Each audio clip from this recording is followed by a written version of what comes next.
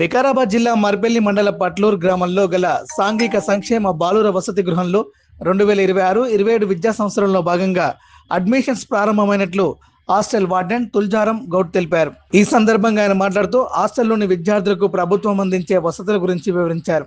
Private హాస్టళ్లకు దీటుగా ప్రభుత్వం hostels విద్యార్థులకు నాణ్యమైన విద్య, పౌష్టికాహారం వంటి వాటిని అందిస్తున్నట్టు తెలిపారు. అడ్మిషన్ అవ్వాల్సి అనుకున్న విద్యార్థులు పట్లూరు గ్రామంలో గల ఎస్సీ బాయ్స్ హాస్టల్ను సంప్రదించాలని తెలిపారు. 25-26-27 సంవత్సరాల విద్యా సంవత్సరం ప్రారంభమవుతున్నందున మన హాస్టల్లో విద్యార్థులకు ఈ యొక్క హాస్టల్లో అన్ని వసతులు కల్పిస్తున్నాం. భోజనాన్ని అందిస్తున్నాం. మరి వారానికి 2 సార్లు చికెను,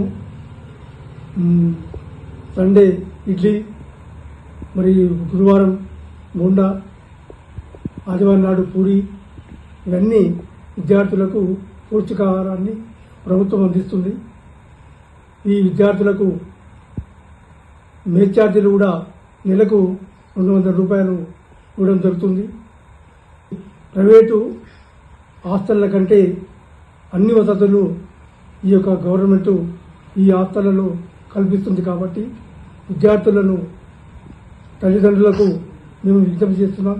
ఈ యొక్క మర్పల్లి మండలంలోని అన్ని గ్రామాలు ఇంచుమించు అన్ని ఊర్లకు తిరిగి విద్యార్థుల తల్లిదండ్రులకు ఈ హాస్టల్లో ఎలాంటి సౌకర్యాలు ఉంటాయి, ఎలాంటి విద్యను అభ్యసిస్తాము అనే దాని గురించి చెప్పడం జరిగింది. 10th క్లాసులో 16 మంది విద్యార్థులు ఇక్కడ ఎగ్జామ్ రాస్తే 16 మంది విద్యార్థులు పాస్ అయ్యి హాస్టల్కు 100% రిజల్ట్ సంపాదించారు. కాబట్టి ఆదివారాలు సెలవులు వచ్చినప్పుడు వీరికి ఆటలు ఆడుకోవడానికి క్యారమ్ బోర్డు, చెస్, వాలీబాల్ అన్ని సౌకర్యాలు, ఆటపాటలు అన్ని విధాల వారికి ప్రైవేటు విద్యా సంస్థల కంటే ఈ హాస్టల్లో మెరుగైనటువంటి సదుపాయాలు గవర్నమెంట్ కల్పిస్తుంది.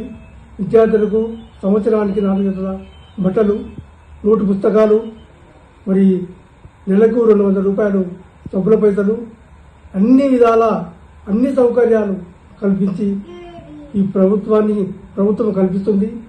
మరి ఈ యొక్క పేద విద్యార్థులు ఎవరైతే ఉంటారో, చదువు మానేసిన వారైనా సరే మా దగ్గరికి పంపిస్తే మేము స్కూళ్ళలో జాయిన్ చేసి మా హాస్టళ్లలో తీసుకుని వారిని మంచి ప్రయోజకులుగా తీర్చిదిద్దామని మనవి చేస్తూ, మరి హాస్టల్లో అడ్మిషన్లు ప్రారంభమవుతాయి. ఎవరైనా విద్యార్థులు, ఆసక్తి గల విద్యార్థులు ఇప్పుడే జాయిన్ అయ్యి ఈ రోజు నుంచే అన్ని వసతులు కల్పించబడుతుంది. కాబట్టి